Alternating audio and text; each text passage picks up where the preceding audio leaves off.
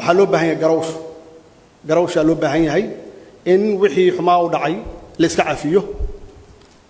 وحلا وحي إن chapter مدو أو تاريخنا قلي إن أنصحنه معناه هذا وحي تهاي لبكاس كدعي وقوي إن عذر دار أن كسم منه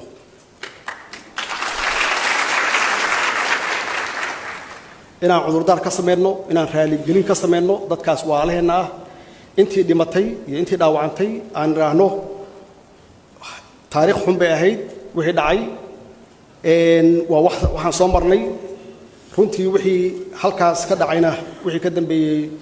koonfur oo waqooyi ku duusha ma ahayn wax qabiil ku salaysan ma ahayn waxay ahayd system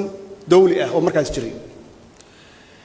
anigoo madaxweynihii qaranka ah inaan cudurdaar ka sameeyo oo raaligelintaas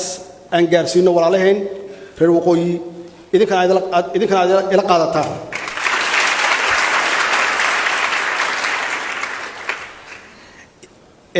dhanka kale dadkii iyaga naftooda qoryaha watay oo dagaalamayay iyaguna naftooda cudurdaar baa laga rabaa